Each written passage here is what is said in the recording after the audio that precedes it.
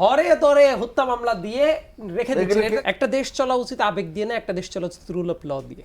Rule of law দিয়ে যদি একটা দেশ চলে, ভাই ক্রিমিনাল অফেন্স আপনার চোখের সামনে করেছে অনেকে, এটা করার জন্য আপনার আকাশ বাতাস থেকে আপনার কোনো প্রমাণ আনার দরকার নাই। আপনি ন্যায় বিচার করলেই যারা যারা অপকর্ম করেছে তাদের এক্স্যাক্টলি তাদের বিচার করতে পারবেন, তাদের শাস্তি হবে। ব্যাপারটা হলো আপনি সেটা করাই তো যথেষ্ট। আপনি যেটা করবেন না, ধরেন আজকে আপনি একটা টকশোর ভিতরে একটা মন্তব্য করে ফেললেন, রাইট?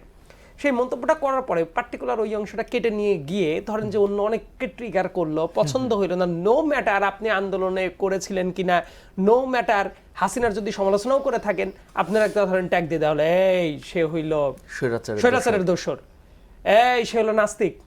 এই যে এই ধরনের ট্যাগ দিয়ে যদি কোনো কিছু করা হয়, তখন কি এইটুক শুনেই কেউ যদি মনে করে এই সে তো স্বৈরাচারের দোসর, তাহলে মারাটা জায়েজ আছে?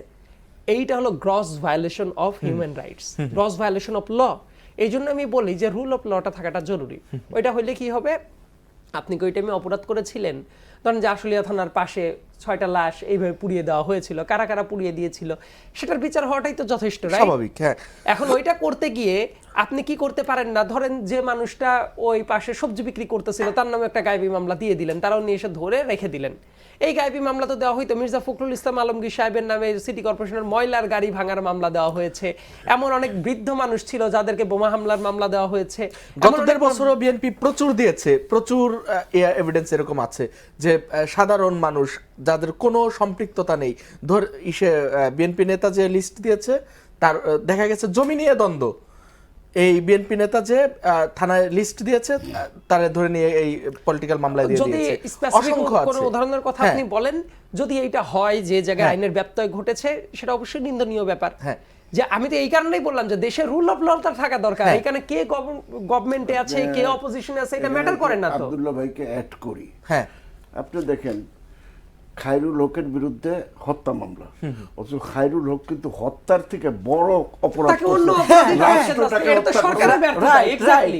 সে কিন্তু রাষ্ট্রকে হত্যা করছে। সালমান এফ রহমানের বিরুদ্ধে শেয়ার বাজার ধ্বংসের যে অভিযোগ, এইটা তো অনেক সহজ। এমন অনেক মামলা আছে যেটা এক্সাক্ট মামলাটা না করে আপনি হরে ধরে হত্যা মামলা দিয়ে রেখে দিচ্ছেন। এটাকে কি হালকা করে দিচ্ছেন কেন? মনে আছে একটা মডেলের নামে, তাকে আমি ব্যক্তিগতভাবে পছন্দ করি কি না করি, অনেক সমালোচনা আমি কয়েকটা জায়গায় করেছি, কিন্তু তাকে আপনি কি করলেন, হত্যা মামলা দিয়ে আপনি জেলে নিয়ে যাচ্ছেন, আবার কোনো কারণ ছাড়াই তাকে জামিনও দিতে হচ্ছে। আপনি যাকে হত্যা মামলা দিচ্ছেন সে ওই টাইমে জুলাই আর আগস্ট মাসে দেশের বাইরে ছিল, আপনি হত্যা মামলাটা কেন দিলেন?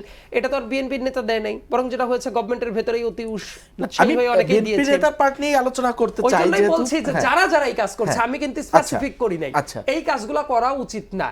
একদম যাদের বিরুদ্ধে অপরাধের প্রমাণ আছে তাদেরকেই বিচারের আওতায় নিয়ে আসা উচিত, অন্য কাউকে না। এটাই তো রুল অফ ল।